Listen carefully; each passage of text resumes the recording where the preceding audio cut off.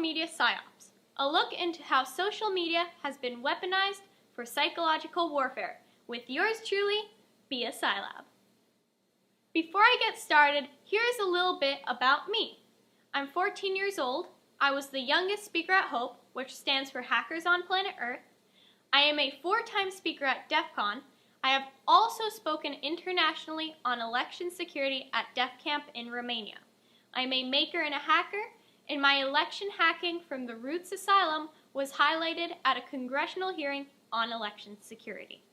Let's start off with a definition and then a little history. PsyOps is short for Psychological Warfare Operations, which are military operations usually aimed at influencing the enemy's state of mind through non-combative means. Techniques used by military, police, and political forces to influence the beliefs, emotions, and behavior of citizens. At the end of the day, it's all marketing. But instead of a product, they are selling you an ideal.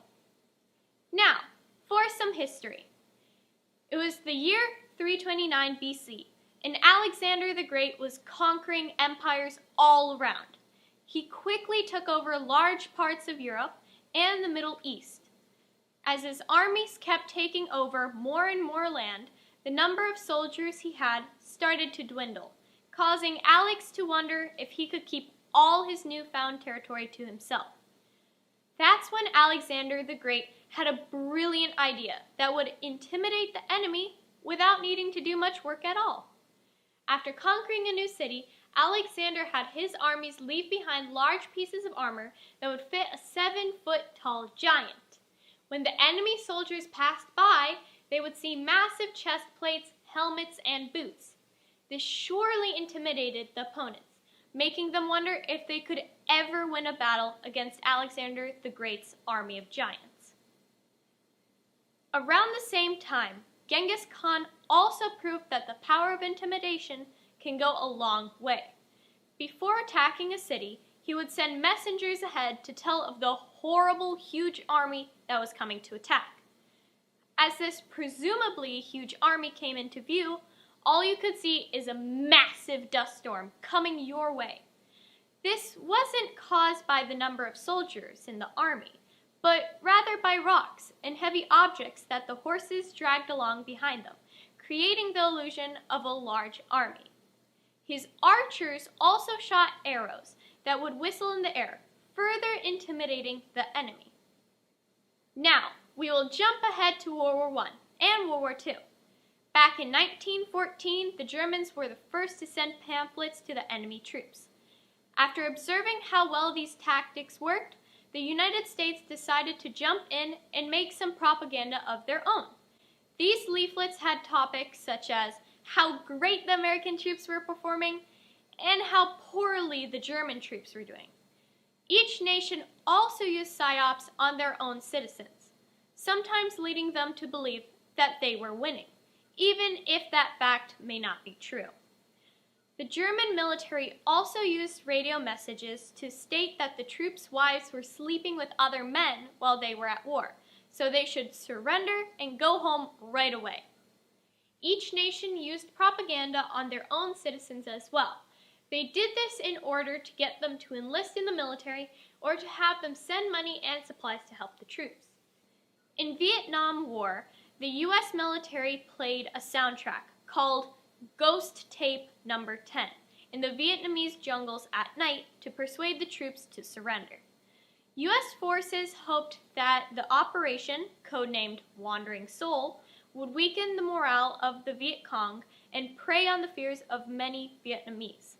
The Vietnamese culture includes beliefs and rituals that show respect for the dead. They believe if a person is not properly buried, they will wander the earth as a wandering soul. In the Gulf War, psychological tactics were very successful because they threatened consequences to those who did not abide by the coalition's rules. The American military also promised the Iraqi troops that no harm would come to them and they would be treated very well if they surrendered. These messages were delivered by airdropping pamphlets and by radio, as it was one of the few options the soldiers in the field had to distract themselves from the war. Many Iraqi troops surrendered holding that pamphlet. The Arabs also tried some PsyOps tactics on the U.S. forces, using a broadcaster by the name of Baghdad Betty. She told the soldiers that while they were out at war, their wives were at home sleeping with celebrities such as Mel Gibson, Tom Cruise, and Bart Simpson. This illustrates why you need to do research on your target audience before launching a campaign. You may be wondering, how can a tiny piece of paper or radio message make a soldier give up all he has already sacrificed? And how can warning messages intimidate entire armies? To answer these questions, let's take a deeper look into each of the prior examples. Before any PsyOps attack is used on an enemy, they're usually tired, hungry, stressed, and even depressed. This makes them even more susceptible to psychological manipulation. All propaganda typically ties into one or more of the 7 deadly sins: lust, gluttony, pride, sloth, wrath, greed, and envy.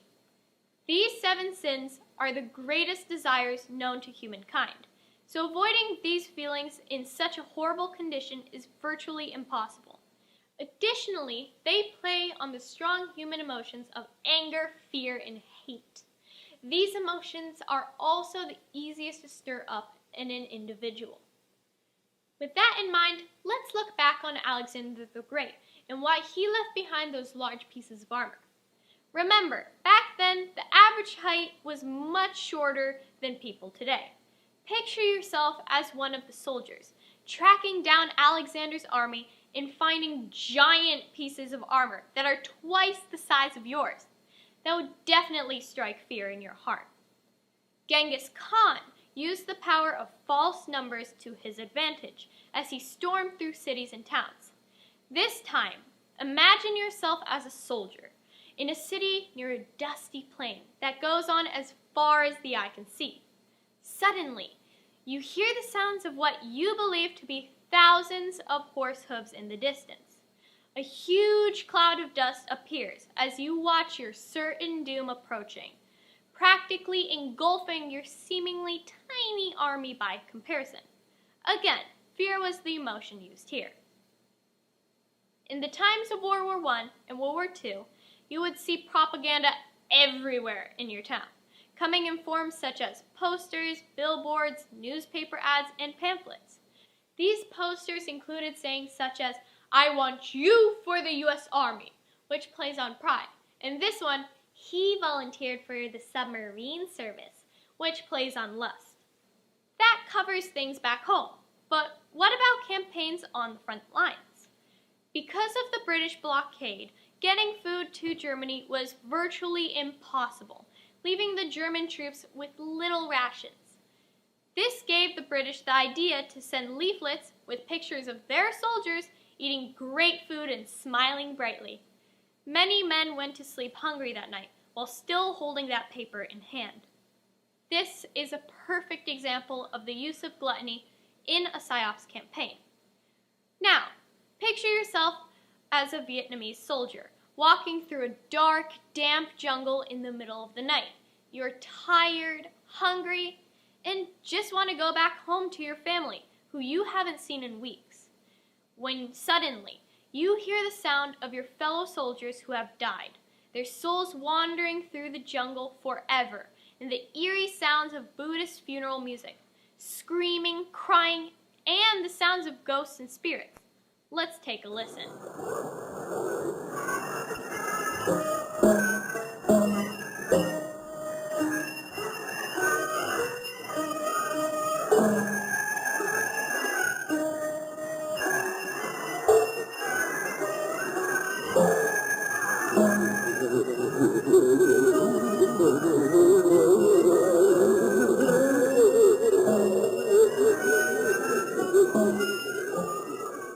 At the time of the Gulf War, the U.S. sent pamphlets out to the Arabian soldiers, telling them that if they surrendered, they would treat them very well and no harm would come.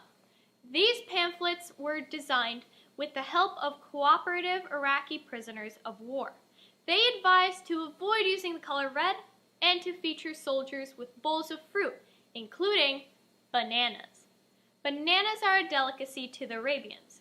This played on the sins of greed and gluttony. Back then, they put propaganda wherever a large number of people would see it every day, like posters at a grocery store or an ad in a newspaper. These days, what is a widely used means of sharing opinions and information? That's right, social media. 82% of U.S. citizens have a social media profile.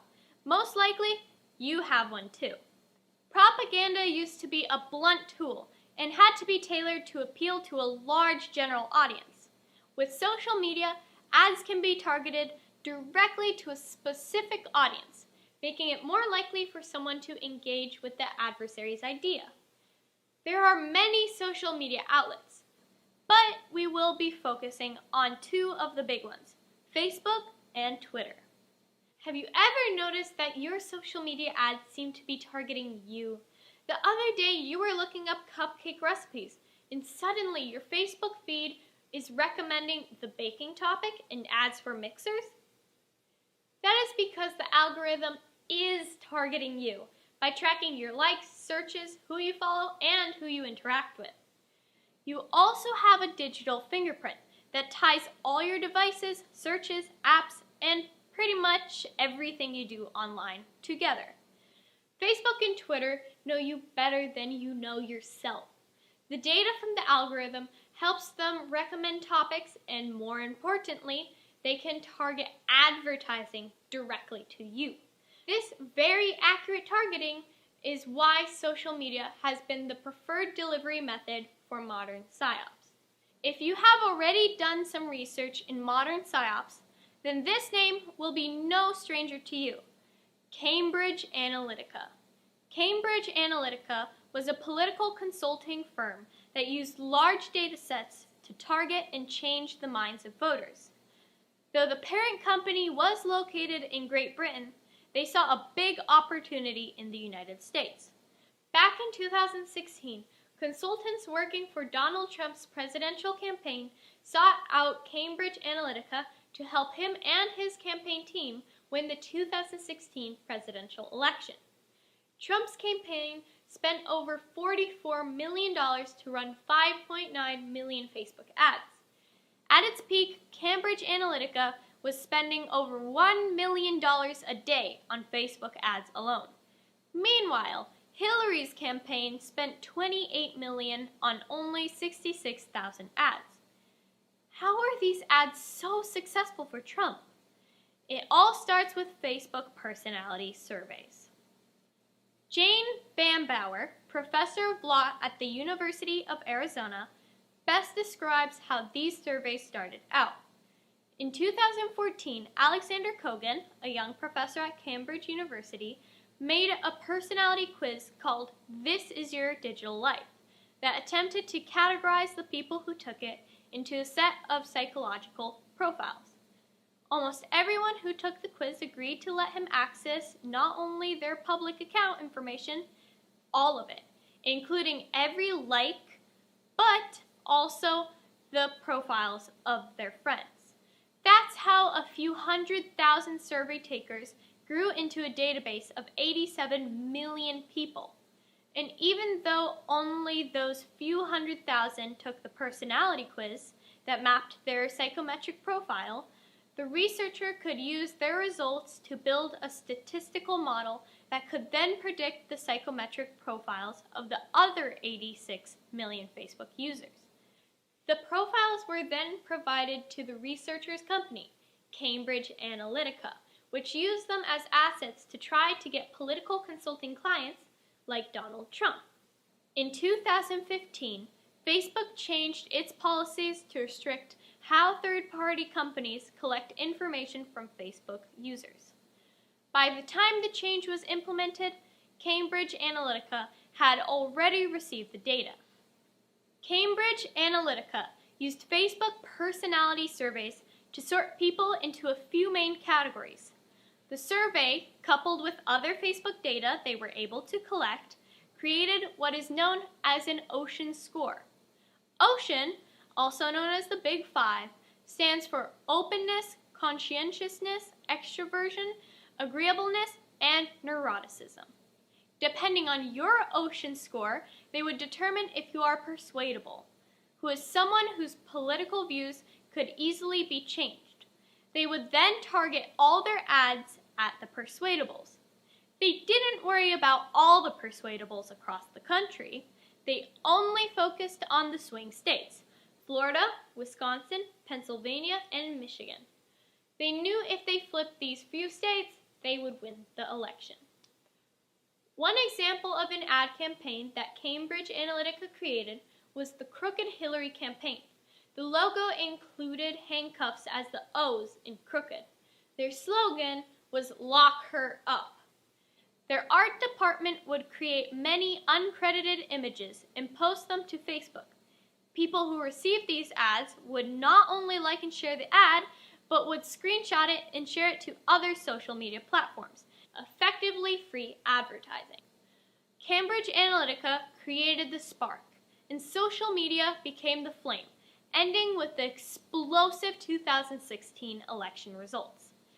It is likely we will never again have free and fair elections, where candidates are chosen by their platform and ideas instead of lies and fake advertising. As you can see, these ads use childish bullying tactics, such as name-calling, as well as playing on wrath, fear, and pride. Cambridge was at its high point following the 2016 elections, when whistleblowers like Brittany Kaiser and Chris Wiley decided to take a stand against the company. After pleading guilty for taking people's personal data and refusing to give it back, the company declared bankruptcy and shut down for good. But this can't be the end of the story. What happened to all that data?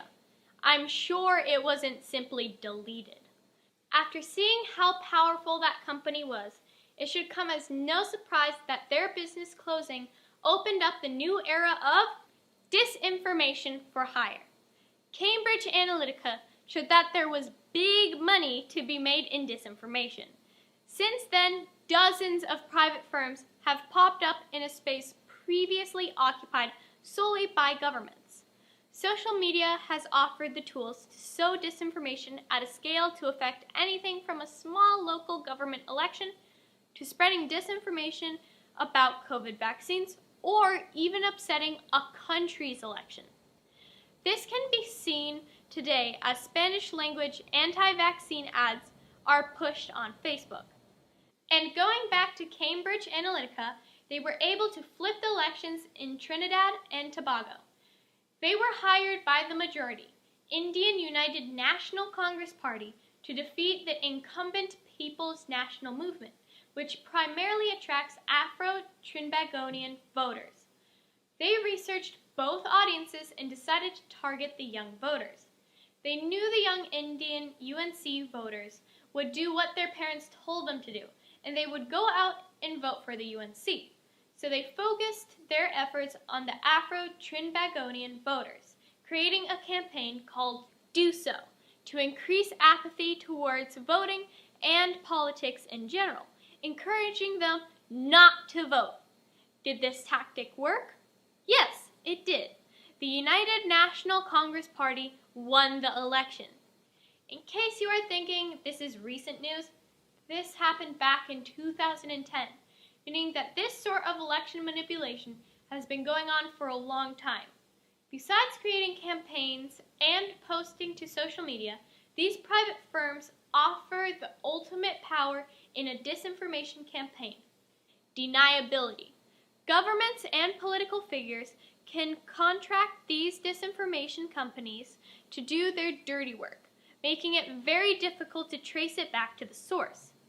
Content farms produce thousands of legitimate-looking accounts, complete with an untraceable, unique profile picture and a posting history as well. Legitimate user data can be purchased on the dark web to further assist in targeting this disinformation. The bonus is real people spread these conspiracies and lies by sharing and reposting on multiple platforms, giving a huge return on a relatively small investment. If you tell a lie big enough and keep repeating it, people will eventually come to believe it. Donald Trump has been doing this even before he was out of office. He told his constituents that if he didn't win the election, it was rigged, conditioning his followers to rise up if he did not win the election. Once the election results were certified and Joe Biden was declared the winner, Trump started claiming the election was rigged, stirring up wrath in his followers, leading to the January 6th attack on the Capitol. Trump still tells the lie that the election was rigged, despite the total lack of evidence. Yet, his followers believe it. The underlying message to his followers is, if you don't win something, it's because it was stolen from you. Cambridge Analytica wasn't the only one persuading voters in the US. Russian actors also used social media to cause havoc and divide the country. Why in the world would Russia do this? Unlike Cambridge Analytica, they are not out to gain money, but rather power. Soviet Premier Khrushchev said, "We do not have to invade the United States. We will destroy you from within." And that is exactly what Russia is doing, dividing the country so it destroys itself from within. I wonder why everyone tries to gain power by belittling others instead of bettering themselves. If the world was in friendly competition with each other, we could have made so much more progress as a society. The Russian actors created Facebook accounts and groups, as well as Twitter bots, all impersonating US citizens and organized groups. One example of this is South United. As you can see here, this ad was paid for in rubles. People follow these accounts and like and repost the content. One of the ad tools at Facebook allows you to send the ads to friends and people who also follow. And then you can pick from thousands of different keywords. The Russians also make fake news websites that appear to be real news sources, but are actually fake. When Bob goes on Facebook and reads an article on how Hillary is crooked, he's probably not going to check the source or compare it to other sites to see if this information is true. He will, however, like, comment, and repost this article so that all his friends can do the same, and so on and so forth. The younger audience may be thinking, yeah, of course it's fake, I can tell. But you have to understand that the older audience was brought up believing all news sources are fully fact-checked. They have applied this belief to all modern delivery platforms. After all, Facebook is where I connect with family and friends. Why would Facebook lie to me? Anyway, this news article must be real because the site it's on looks real. Turns out this newspaper's mailing address is in a shopping mall between the Orange Julius and the Piercing Pagoda. There's also a building in Washington, D.C., full of mailboxes. This gives any blogger living in his parents' basement the ability to list a legitimate-sounding physical address on the bottom of his news site. An interesting fact is that the Russians target both sides, not just one, like Cambridge did. This way they can divide and conquer. In the US, Russian influence reached 126 million people through Facebook alone. They created fake Black Lives Matter memes, and when you clicked on them, you were taken to pages that invited you to a protest. At the same time, they were targeting adversary groups like Blue Lives Matter with similar fake pages, inviting them to a protest at the same location on the same day. The Russian government is organizing face-to-face protests in order to get us to fight with each other and divide the country. So far, we have talked about Facebook, but when you think about political discussions, your mind goes straight to Twitter. Just like Facebook, Twitter is used by Russians and other groups to sow disinformation to the American populace. They are using many of the same techniques that are used on Facebook. One big problem with Twitter is the low bar for entry. This allows groups to use tools that create many bot accounts very quickly. These accounts then go and tweet the same things. Once the bot gets caught and blocked, they simply create a new batch of accounts. The Twitter bots also retweet other bots' tweets, as is shown in this beautiful graphic by Daniel Gallagher. It's just like turtle bots all the way down. I hope some of you got that reference. Going back to the 7 sins and lust, these bot accounts frequently feature beautiful young women because the target audience is primarily male voters. Take this account for example. These photos were stolen off a Colombian Instagram influencer's account. Today, you got some history, some psychology, and a heavy dose of reality. But what can you do? Here are a few examples of how you can protect yourself against social media PsyOps. 1. Install an ad blocker. This way, you only get feed and not targeted information. One I highly recommend is the Pi-hole, which blocks ads on an entire network. 2. Don't take any online quizzes or surveys. I know it's tempting to find out what flavor of ice cream you are, but it's best not to give out personal information, as simple and minor as it may seem. 3. When reading an article, check the sources and who wrote it. Always compare it to other articles from trusted sites. And last but not least, 4. Always make sure to fact check everything you see and read. Never base your opinion on just one thing, and learn what both sides have to say before making an opinion. I hope everyone learned something today, and I will see you all in person soon. Peace out.